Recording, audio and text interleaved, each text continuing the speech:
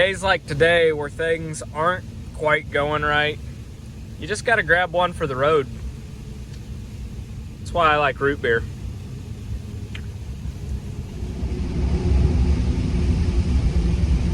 Because the root beer for the road never hurt anybody. And it is good. It is real good. It's even cold still.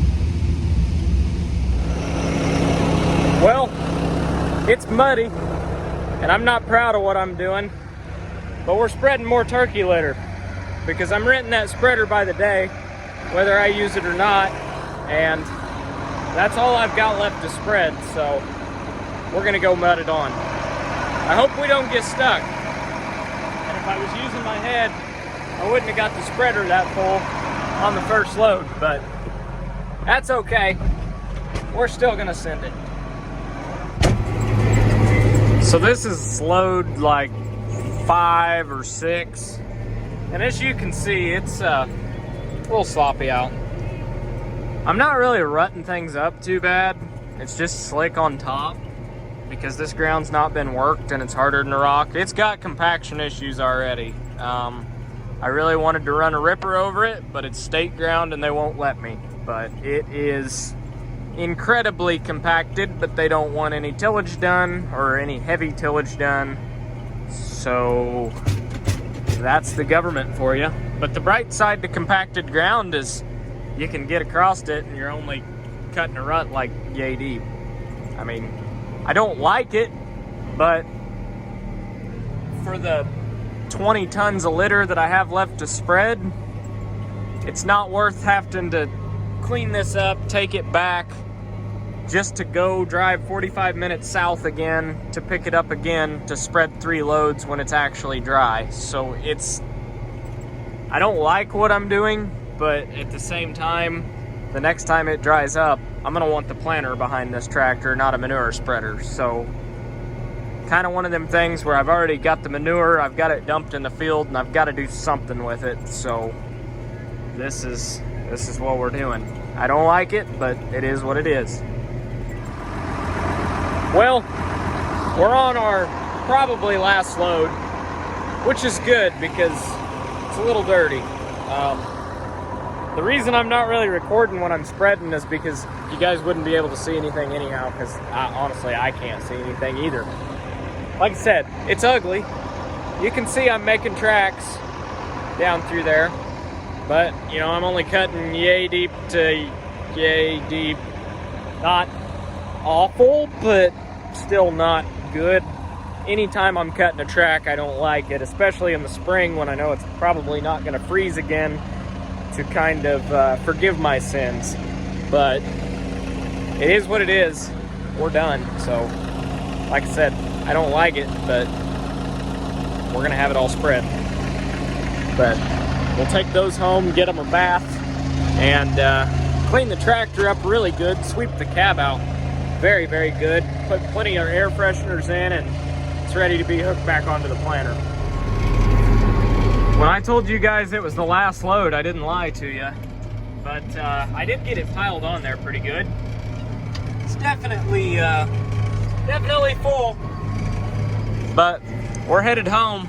I'm gonna pull this full load home, which is only about 2 miles, but I'm gonna pull a full load home and spread on what's been hayfield for going on probably 30-40 years. It's been hayfield, so it's going into soybeans next year, so I figure it can't hurt to dump a bunch of turkey manure on it.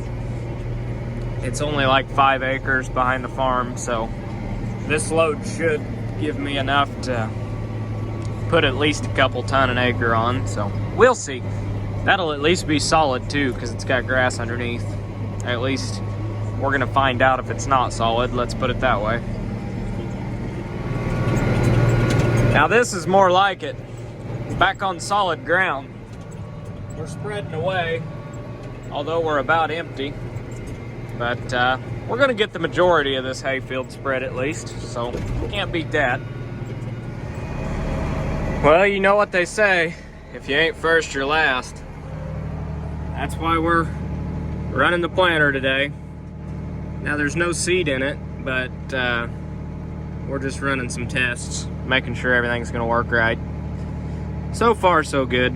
The monitor's reading and doing what it's supposed to do, so that's good.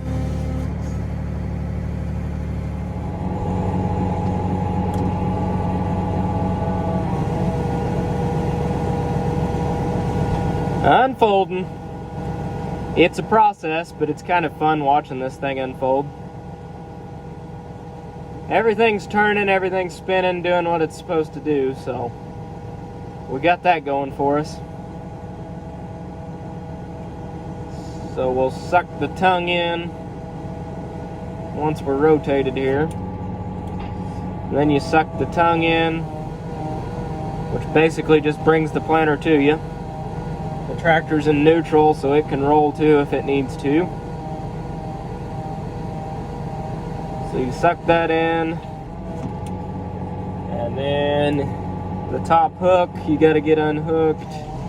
It popped, so we can set that down. Now right about here, I normally slow down just to make sure that everything's lined up right. It's actually got some tracks that it goes down into, and it looks like it made it, so we're good to go there. So we set that down, and the next is your wing lock. So that's right here. It just unfolds the wings so they can flex, which honestly I don't need to be doing for what I'm doing right now, but that's all right. And then you raise it back up. And just like that, you're good to go. So we're gonna back it up to the shop and back it up to the shop here and do a little bit of work on it. I've got a couple minor things to do, but nothing too major. So I gotta pull a row unit off and replace one of the row units. It's a little bit bent, not bad, but I'd like to get it replaced.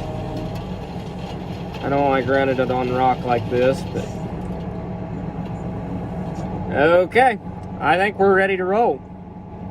Equipment that can quickly warn you. Well, what we're doing right now is trying to figure out why this is not talking to seed sensors back there. It was working fine. I unhooked the planter, went and spread manure, hooked it back up, and now it's not working again. So I don't know what I got going on, but what I do know is that when we go to setup, systems, actually, hang on, diagnose, it's not reading any rows. So I reset, and it's trying to detect them, It reads the iPad, no rows are found. So we jump back out, we come back here, our smart connector is in fact hooked up. And it's not like it's just reading half the rows, it's not reading any of them at all. So we'll keep taking stuff apart and putting it back together till we figure something out. I'm hoping this isn't bad.